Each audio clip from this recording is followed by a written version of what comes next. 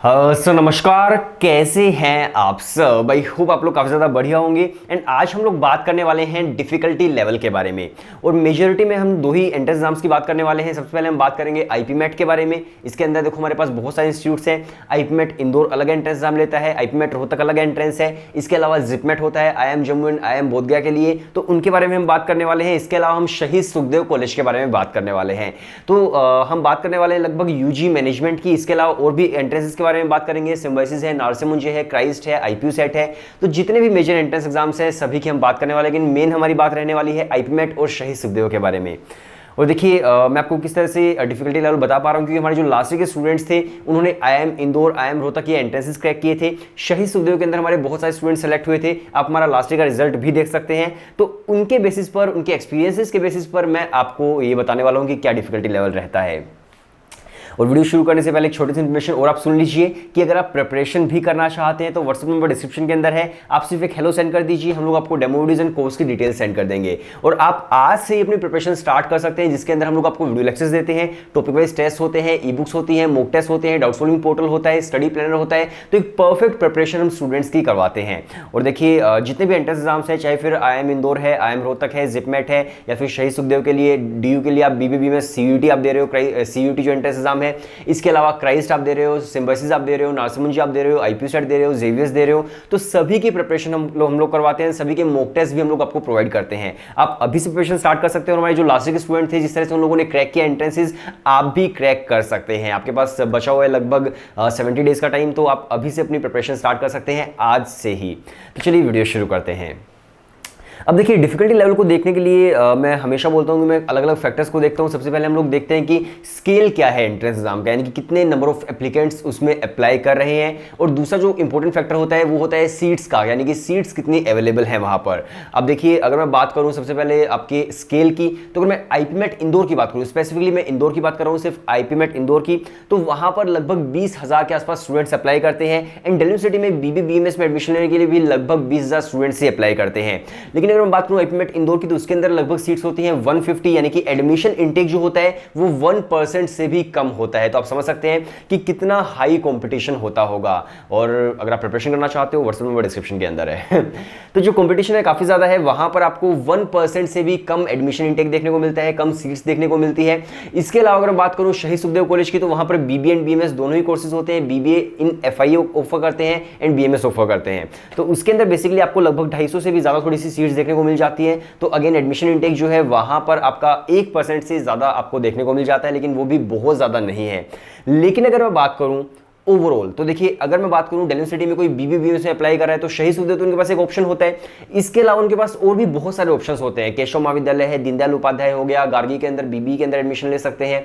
इसके अलावा HTB Khalsa college हो गया। इसके अलावा और भी बहुत सारे कॉलेजेस हैं। तो अगर मैं टोटल नंबर ऑफ सीट्स की बात करूं दिल्ली यूनिवर्सिटी के अंदर, तो वो हो जाती है फिर 1150 सीट, जो कि आपका 5 पॉइंट समथिंग परसेंटेज आपकी आ जाती है। इतनी एडमिशन इनटेक आपको देखने को मिल जाता है, यानी कि 17 स्टूडेंट्स में से एक स्टूडेंट का एडमिशन हो जाता है दिल्ली यूनिवर्सिटी के अंदर। यानी कि 20,000 स्टूडेंट्स अप्लाई कर रहे हैं, जिसके अंदर से 1150 सीट्स आपको देखने को मिल जाती हैं।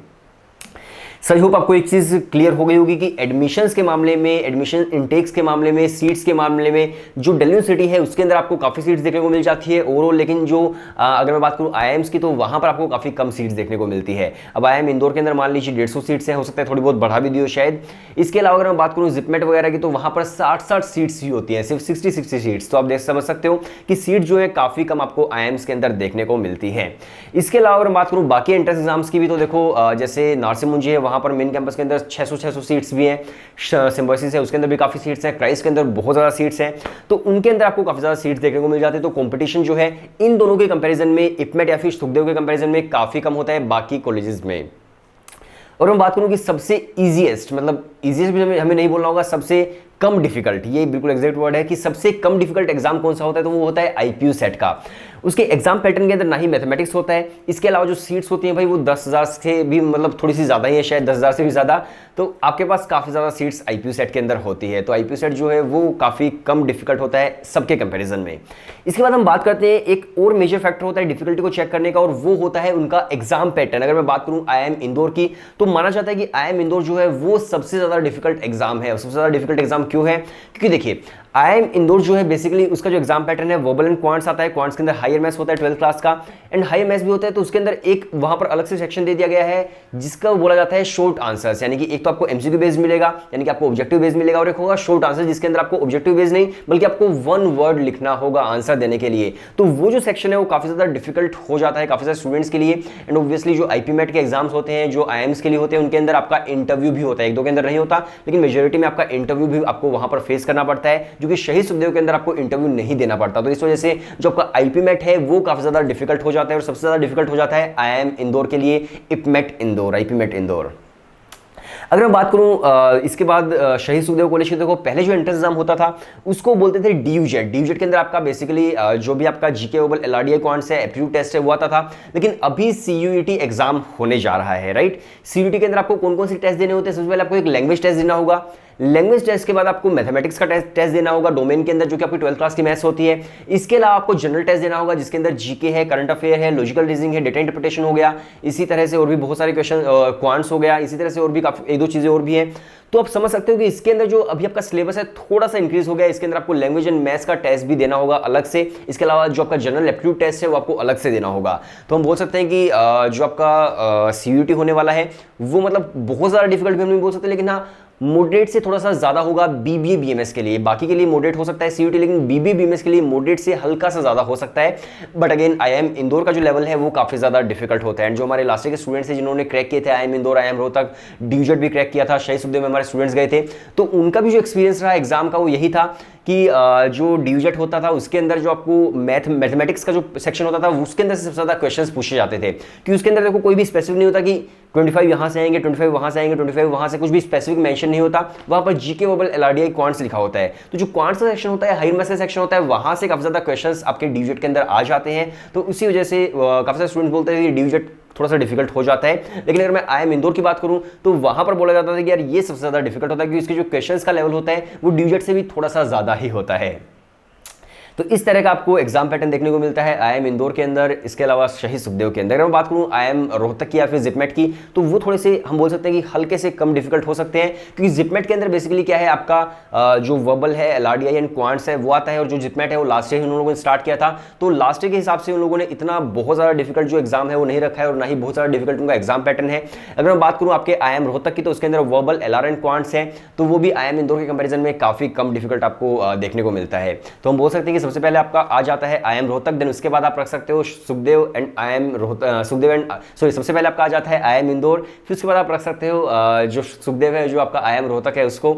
इसके अलावा फिर आप रख सकते हो ZIPMET को। ZIPMET के बाद हम बात कर सकते हैं जैसे कि आपका जेवियर्स हो गया या फिर नारसिम्हा सिम्बायोसिस वगैरह हो गया। उसके बाद आप क्राइस्ट को बोल सकते हो, क्योंकि क्राइस्ट जो है उसके अंदर डिफरेंट राउंड्स होते हैं, फर्स्ट राउंड है, सेकंड राउंड है, थर्ड राउंड है। अगर आपका पहले में नहीं होता सेकंड में अप्लाई करो, सेकंड में होता थर्ड में अप्लाई करो, तो आप काफी बार अप्लाई कर सकते हो। तो इसको हम लोग बहुत ज़्यादा डिफिकल्ट नहीं बोल सकते हैं।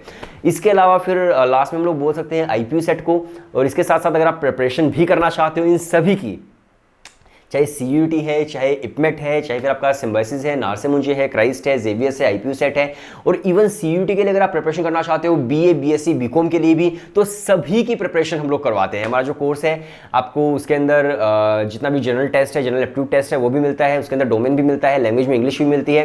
तो परफेक्ट प्रिपरेशन आपकी हो जाती है इन सभी एंट्रेंस एग्जाम्स की। आपको मॉक टेस्ट भी मिल जाते हैं, टॉपिक वाइज टेस्ट भी मिल जाते हैं, तो एक परफेक्ट प्रिपरेशन आपको देखने को मिलती है। और हाँ, ई बुक्स भी आपको मिल जाती हैं जनरल टेस्ट के लिए, जिसके अंदर GK ओबल LRDI क्वांट्स वगैरह की आपको ई बुक्स मिल जाएंगी। सो वीडियो देखने के लिए शुक्रिया। छोटी सी वीडियो थी, व्हाट्सएप नंबर डिस्क्रिप्शन के अंदर है, आज से आप अपनी प्रिपरेशन स्टार्ट कर सकते हो, क्योंकि यही वो टाइम है जो आपको अपनी प्रिपरेशन करनी चाहिए।